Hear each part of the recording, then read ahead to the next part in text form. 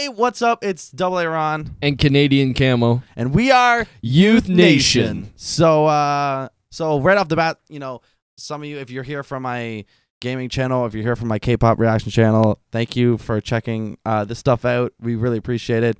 But we figured it would be cool to do a Q&A, a fan interview, and then we have a documentary type video coming, and then new music. So you'll hear music very soon. But we wanted to kind of introduce ourselves a bit more because we've done this before, but this is like a comeback, as all you K-pop fans call them. This is a comeback, so we're really excited. We wanted to do this right. Yeah, definitely, because I'm not the flashy type, but actually listening to our newer music, it's actually worth to go all out for. Yeah. So with that being said, first question comes from Nikki on Instagram. Says, if you had to choose one person to sing with for the rest of your life, who would it be? I figured that I picked this as the first question because it's a good segue, and I would choose this guy right here, honestly. Aw. Yeah. For me is I don't see myself as a singer, but I harmonizing. took it as yeah. Make music with almost yeah, if I'm going to be singing, I harmonize with you the best. Yeah. If I chose an actual singer, I probably wouldn't be able. Sorry, no offense. Yeah, an actual singer? I'm not an actual singer. No, I mean our favorite singers Danny from Hollywood Undead. I wouldn't be able to harmonize. Yeah. I enjoy our harmonizations. Or my favorite singer, which would be DL from EXO and Jimin from BTS would be my favorite vocal. They're in Jungkook. They're my vocal inspirations. Okay. Yeah. Here's Not There. MJ from Instagram says, just make more songs, my boy. And like we said at the start, very soon. Yeah. We went out, for this comeback song, we went all out. Music video, the full song, it's the best song yet by far. Yeah, and we made sure that every part was good because it took us a good solid, I would say we started writing and then we started the song between that day and then the next day, and it took us all night pretty much to finish the song. New music coming soon, but our comeback song is what we're working on multiple, but we have one special comeback song coming very soon. It's already done. Everything's done for it. But like I said, we're doing this Q&A, then the documentary, and then the song the song should be out this weekend. So Lynn had two questions. First one is, do you love me, daddy? Yeah, girl. Second, the actual question is, how did you two meet? Well, we went to school. That's the short version, but I remember even in kindergarten, you came from Toronto, I think. Yeah. And you were the shortest kid at our elementary school. I was tiny. And I was the tallest kid at our elementary school, which was funny. Yeah. And I don't know, we just clicked then. Next question comes from Brian from Instagram. Says, when you first start writing a song, what should you start with first, the beat or lyrics? And that's honestly, it depends. Some people like to write the lyrics first. Some people like to write the beat first. Some people like to write just figure out the melody. It depends. I think we've probably pretty much done every way. For the most part, we've definitely done it where we had lyrics and then we got a beat made for us, or we made a beat after, but I think for the most part it's usually the beat first. Yeah, because I found where the lyrics I had even before, it was I think it was dissonant, to be perfectly honest, and that's the only time I remember having lyrics before it. We have a producer friend who makes some of our beats, the comeback song he made the beat for. But I've made us some beats as well. But for the most part, like I said, we have a friend that usually makes us beats just because he's so incredible. Very talented. And I find our music is best when he's, the one making the beats for us. So usually what will happen is I'll go to him, or James and I will go to him with hey, can you make us a beat kind of this style, poppy or uplifting? He'll make a beat, he'll send it back, we'll both listen to it. But yeah, usually we'll get the beat first, figure out what the song's gonna be about, and then start writing lyrics. And I think that's for the most part how we make it music. Yeah, And that's what works best. Yeah, it's how it flows, right? Next question comes from Navi, who says, "Do you prefer pomegranate or honeydew melon?" Honestly, I'm dead serious, my dude. They didn't say honestly. They said, "Do you prefer?" And then they said, "I'm dead serious." Honestly, I don't know if I've had honeydew melon. I know I've had pomegranate juice a lot, and I like it. The honeydew melon's very bitter, but if you get the good honeydew melon, it's kind of sweet. Yeah. And I enjoy that. Yeah. Next question comes from Lil Alex or Lil Alexi, who says, "How are y'all so dang cute?" I don't know. Got it from my mama. I got. Oh no, it's alright. The Psy made a song. I got it from my daddy. I got it. I love that song. I honestly, I appreciate the compliment. Thank you. But yeah, I don't see myself You're being like, cute. I don't think I'm cute at all. Nah. Thank you for the compliment and question. All right, so the next question comes from Dahlia, who says, "Is there any songs coming out soon? Will you two sing together? Love you. We love you too."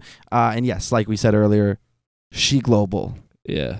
Coming this weekend. And we actually been doing live streams on Instagram too. Yes. And singing. Yes, we're also doing Instagram live streams every now and again. And we have a lot of plans, but yes, She Global is the comeback song coming this weekend, Friday or Saturday. Connor asks, "I got a question for you, Aaron. What was your first guitar?" My first guitar was a Jackson King V JS 32 or JT. It was a black Jackson Flying V type guitar. Game Right asks, "Is it difficult to find inspiration to write new songs?" So if you would have asked me this question for the last year, the year before, yes. We wrote all of our best songs are about a story or a moment that happened in our lives. For the past couple of years, my life was it's been good, but it's I wasn't really doing much, so I never had anything to write about.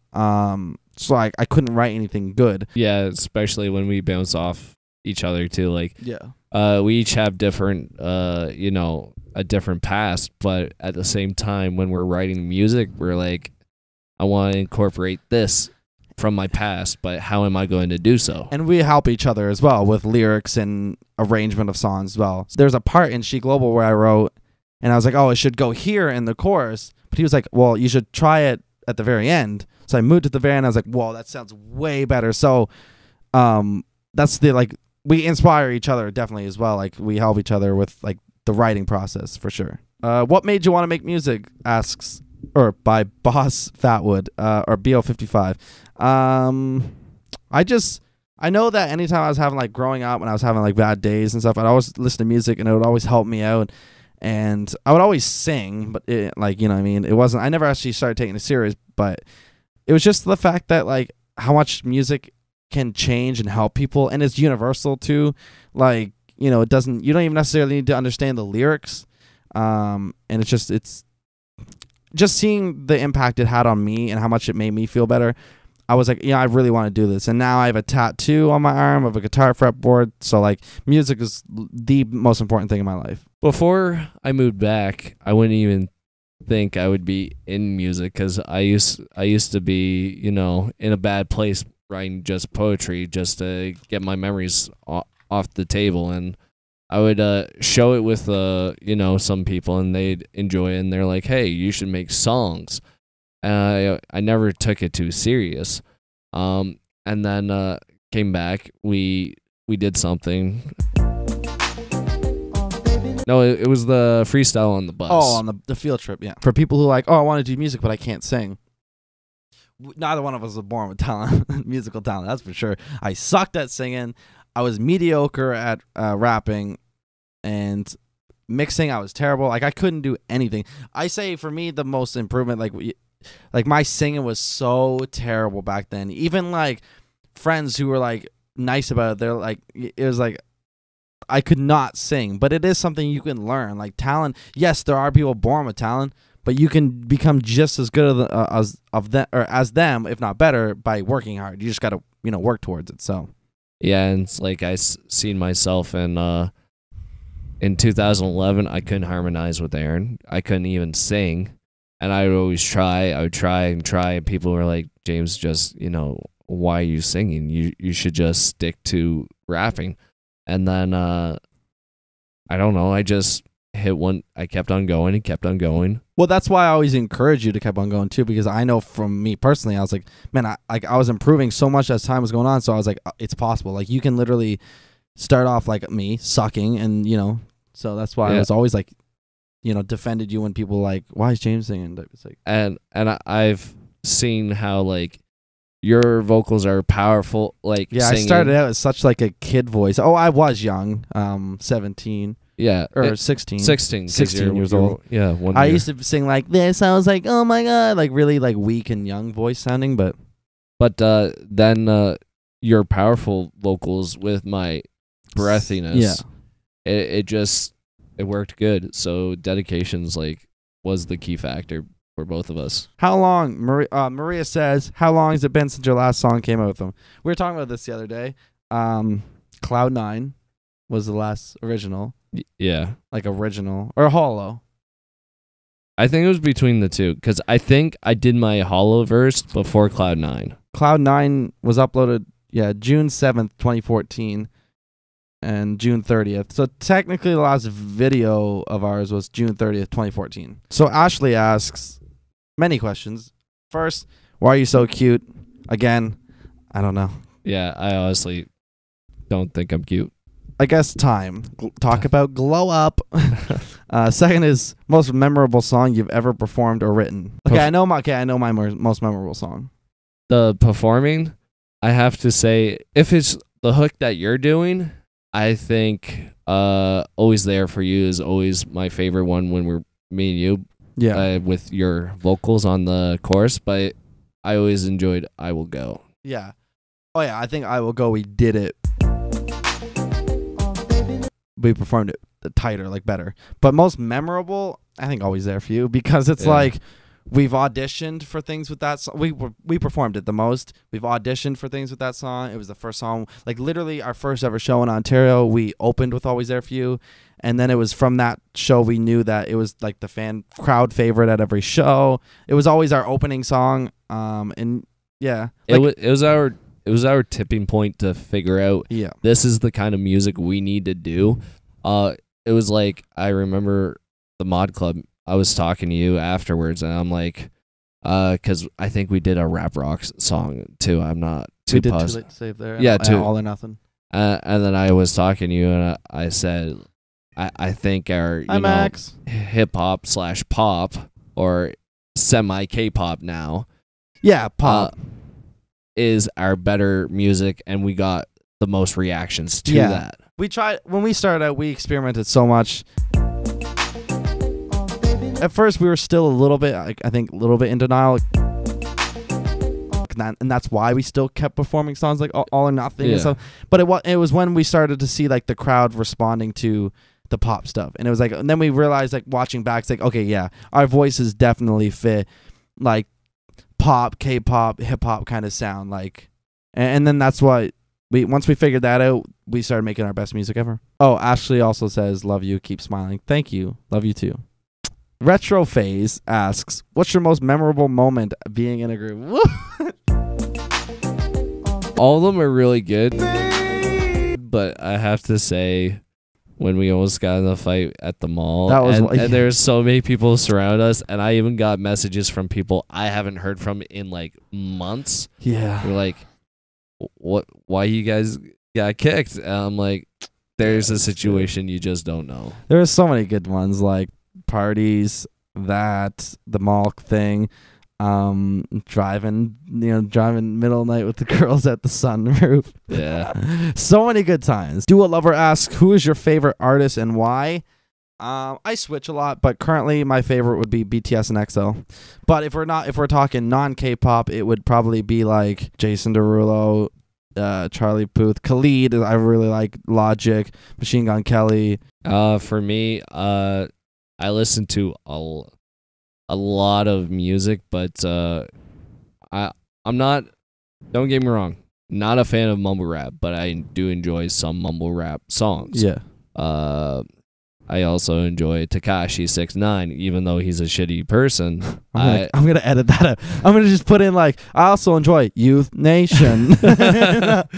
but I would have to say like the song, like The one artist I listen to the most is Post Malone. Oh, why did I? Yeah, oh my I know, God. I feel right? so bad that I forgot to say Post Malone, and I like Quavo as well. Oh yeah. Why did I like? Migos is good. Yeah, why did I forget Post Malone? Wow, Because you suck. I'm ashamed. I'm ashamed of myself. Because when we downstairs, I literally said Post Malone's probably my favorite rapper. Owen Hobson as well. Oh yeah. Hunter Bass asks, "What's your favorite song that you sang as a group? Do you think you will make more songs as a group? Favorite song? What's that? What's your other than okay? It would be She Global, but other than that, I don't care. For me, One Chance. For me, my top three are definitely One Chance, I Was There For You, and I Don't Care. But yeah, I don't know. The most I think I answered it as in like what song do I just have the fun? I don't know. It's One Chance really good too. Well, One They're all Chance. good. One Chance is just Put good for together, maybe. yeah, Yeah, because really like I like the pinnacle point was Always There For You. Yeah. And don't get me wrong, I do appreciate the song, but One Chance just tightened it up. Oh a yeah, little bit for more. sure. I agree with that. So even though Always There For You is my most memorable song, One Chance is definitely, I think, as a song in its entirety, better. She Nico, hopefully I pronounced your name right, says, "How do you manage to surpass the embarrassment of singing in public, and how do you train your vocal cords?" Embarrassing, and this is gonna sound weird and scary to some people. Just do it. You literally like, because I remember even towards the later shows, we still got nerves before the show, like a little bit of like, you know, Yeah. it wasn't necessarily that scared. It was more like anticipating it. But I remember our first shows, used to play at the microphone cable. I used to like look down at the ground. But it's literally just, you just kind of got to put yourself out there and don't overthink it too. That's another thing is, yes, it is kind of nerve wracking to be like, oh my God, all these people are going to hear me sing. But at the end of the day, music is something that people listen to just, you know, have a good time. It's like, not everybody's perfect. Nobody's perfect, especially when it comes to live stuff. So just don't put so much pressure on yourself. Yeah, and this is coming also from I've been diagnosed with high levels of anxiety that just listen to music, and I found music calming. So Yeah. I listen to the music, and I'm just in. You see it in some live shows where I'm just like looking up, and it's like I'm thinking of the lyrics I'm gonna say. Thank you for the question. Oh, and how to train your vocal cords? I just watch YouTube videos, but one of my favorite ones is Vocal Fry, and it's literally this sound.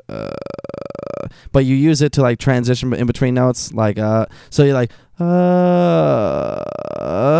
and it just really the technical term is it's helping like opening your vocal folds, so your voice is more relaxed. But you can also do it where you transition from falsetto or head voice, like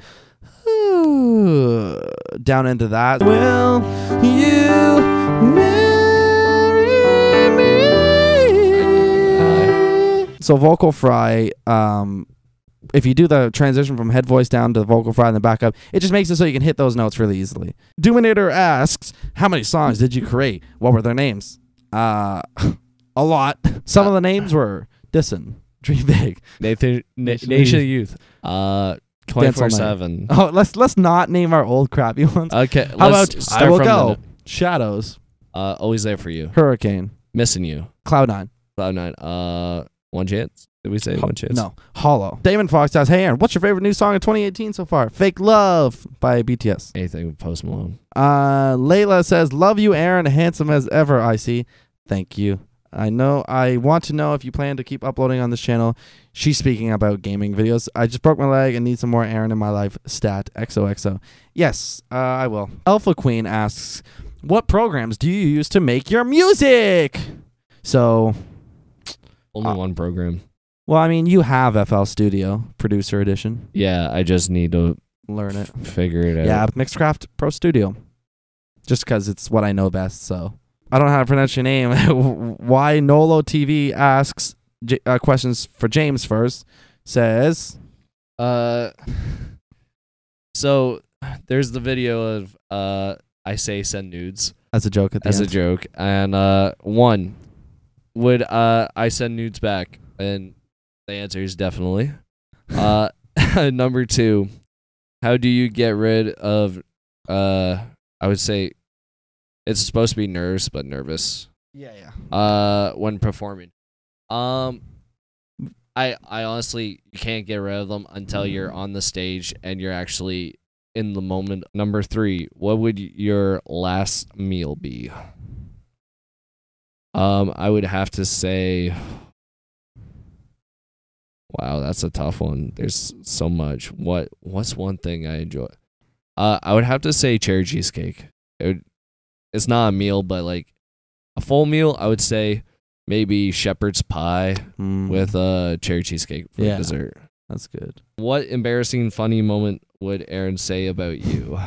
Okay, so I have to step in the mind of Aaron and think come on, boy. Let's see. What's embarrassing for me?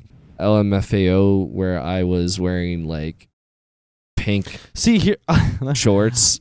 I can't really think of one because you don't really get embarrassed. You've always been a goofball, and you kind of own up to that. You know what I mean? Yeah. Like any because there's been a lot of like really funny and like goofy times, but it's like usually you're not embarrassed by it. You like own that. And it's funny. So like, I don't know. Maybe if I messed up on really bad on a part.